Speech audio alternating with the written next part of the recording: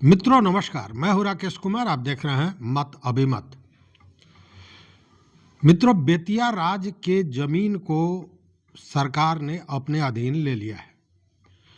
बेतिया राज के जमीन को अपने अधीन करने के लिए एक विधेयक बिहार सरकार लाई थी, जो पास हुआ। उसका गजट भी हो गया, कानूनी रूप भी उसने ले लिया और उसके साथ ही बेतिया राज के लगभग 15,500 एकड़ जमीन पर बिहार सरकार का कब्जा हो गया। लेकिन इसमें बहुत अतिक्रमण किया हुआ है। लेकिन इसमें आधे से अधिक जमीन ऐसा है जिस पर लोगों का अतिक्रमण है। अतिक्रमण हटाने की बात चल रही है कि कैसे हटाया जाए। अब इस विधेयक के लिए कानून बनाने की तैयारियां भी चल रही हैं। इसी बीच आपको बता दें कि ये जो ज़मीन है, इसमें लगभग 143 एकड़ ज़मीन उत्तर प्रदेश में है और अब ज़मीन पर बिहार सरकार अपना कब्जा करने की कार्रवाई तेज कर दी है। इसी संदर्भ में ज़मीन की मापी भी की जा रही और साथ में दीवार बनाने के लिए, या यूँ कहें कि पिलरिंग की जा रही है। इसको लेकर शुक्रवार को, मतलब कल ही, गोरखपुर में बेतिया राज की ज़मीन है, उस पर भारी हंगामा की सूचना है।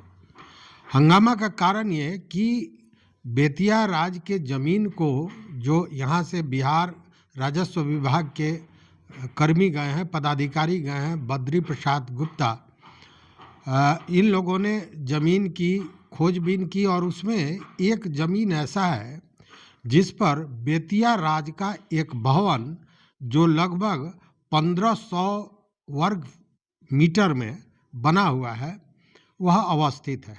हालांकि भवन खपड़ैल है, जो बंगला है वो खपड़ैल है और जर्जर स्थिति में है, क्योंकि उसकी कभी देख रेख तो हुई नहीं, वो यूं ही पड़ा हुआ था।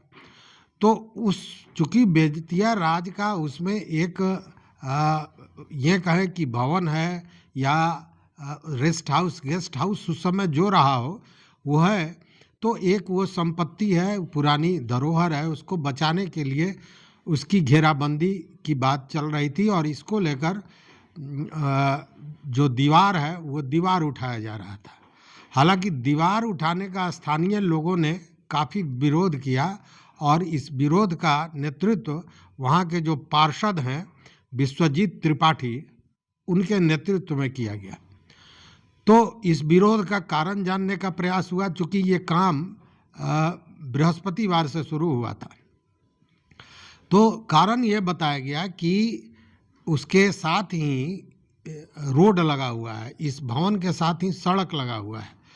हालांकि वो सड़क जो है वो बेतिया राज के ही क्षेत्र में है, लेकिन चूँकि सड़क के बाद, मतलब सड़क को लेते हुए पिलरिंग की जा रही थी चारदीवारी के लिए, इसको लेकर लोगों ने आपत्ति जताई और इस आपत्ति के बाद तत्काल प्रभाव से काम रोककर जो पिलर सड़क के दूसरे किनारे थी उसको सड़क छोड़कर करने की बात चल रही है। या यूँ कहें कि जो राजस्व पदाधिकारी यहाँ से गए हैं बिहार से, उन्होंने इस बात को स्वीकार किया और अब पिलर सड़क के दूसरे किनारे से उखाड़ के सड़क के पहले ही लगाने की कार्रवाई चल रही है।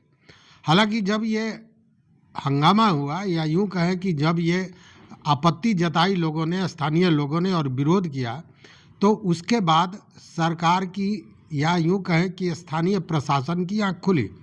आपको याद होगा पिछले दिनों हमने एक वीडियो दिया था जिसमें यह बताया था कि यहाँ से अमीनों की टीम गई है, बाकी लोगों की टीम गई है, जिसके नेतृत्व करता है जो राजस्व पदाधिकारी बद्री प्रसाद गुप्ता।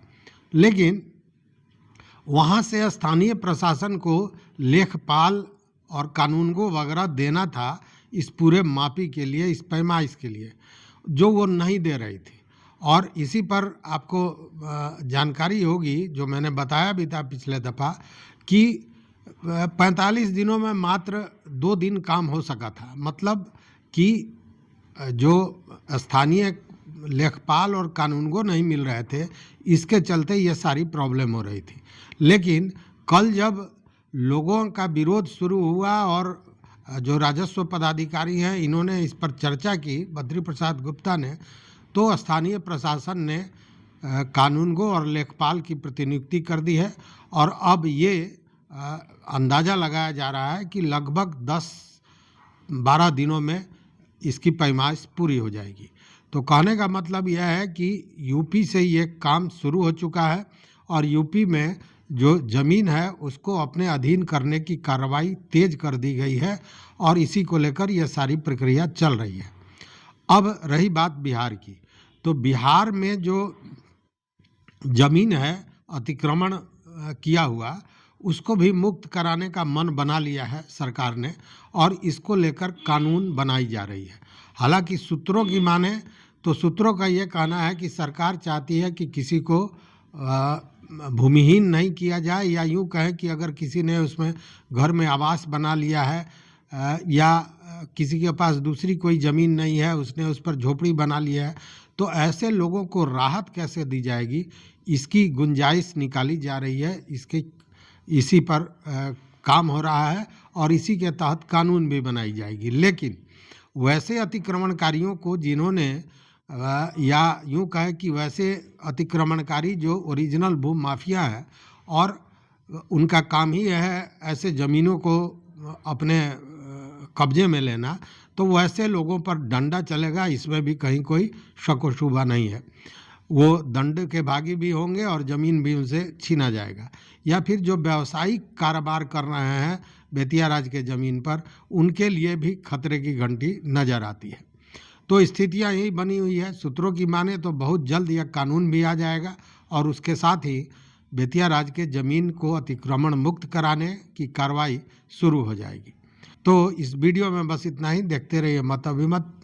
मित्रों, चैनल पर नए हो सब्सक्राइब कीजिए, लाइक कीजिए और ये जानकारी दूसरों तक पहुंचाने के लिए शेयर कीजिए ताकि जानकारी सारे लोगों को मिल सके।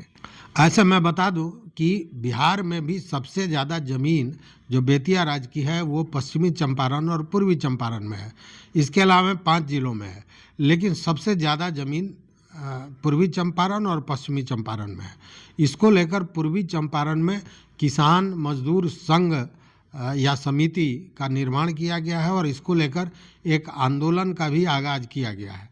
हालांकि इस आंदोलन में बेतिया राज द्वारा लिए गए इस 15,500 एकड़ जो ज़मीन है, इसको कहीं ना कहीं दोयम दर्जे में डाल दिया गया है, पीछे डाल दिया गया है और उसके पूर्व उस ज़मीन की चर्चा, उस ज़मीन के लिए संघर्ष शुरू कर दिया गया है जो ज़मीन पूर्व में कभी बेतिया राज की रही होगी, जो बहुत पहले बंदोबस्त कर दिया गया, पट्टा दे दिया गया या खेती के लिए दे दिया गया और उस ज़मीन पर बाद में सरकार ने उसके खरीद बिक्री पर या रसीद काटने वगैरह पर, जमाबंदी पर रोक लगा दी है। इसको लेकर यह संघर्ष तेज किया गया है।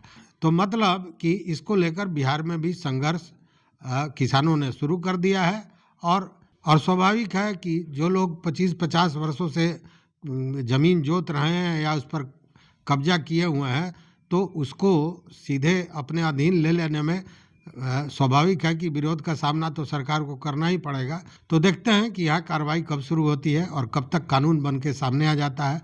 जब ये कानून बनकर सामने आ जाएगा, मतलब नियमावली बनकर सामने आ जाएगा, उसके बाद ही स्थिति साफ हो पाएगी कि इसमें सरकार का मोटिव क्या है और सरकार जनता को कितना राहत देना चाहती है।